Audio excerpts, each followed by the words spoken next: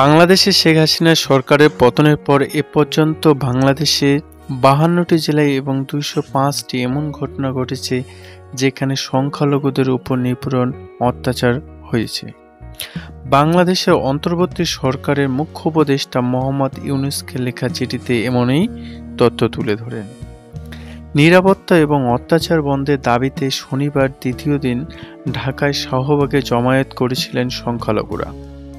সেখানে রোজারিও বলেন, এখনো পর্যন্ত আমাদের কাছে প্রাথমিক যে তথ্য আছে সেই তথ্য অনুযায়ী ৫২টি জেলায় সংখ্যালঘুদের উপর নির্যাতনের ঘটনা ঘটেছে।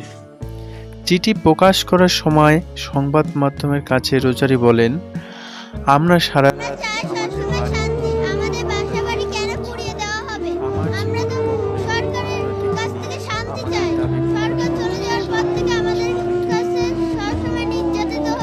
কিন্তু বর্তমানে শুক্রবার সমাবেশ করে সংখ্যালঘুদের সম্প্রদায়ের হাজার হাজার মানুষজন। সেখানে নীতি নির্ধারণ স্তরে আরও প্রতিনিধি বাড়ানোর দাবি জানান হিন্দু সম্প্রদায়ের নেতারা।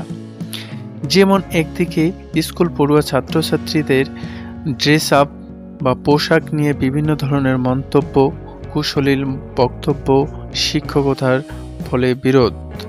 অন্যদিকে হিন্দুদের বিভিন্ন মন্দির এবং মূর্তিগুলোকে ভেঙে ফেলা হচ্ছিল।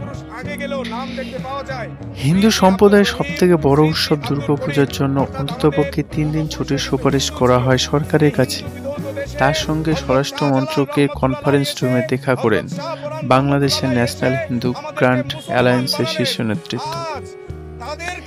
হিন্দু সম্প্রদায়ের দাবি নিয়ে স্বরাষ্ট্র উপদেষ্টা বলেন, আমি ওদের সঙ্গে কথা বলছি, কিন্তু কোনো ধরনের সামাজিক সুরক্ষা বা শান্তি প্রদান করতে পারেনি।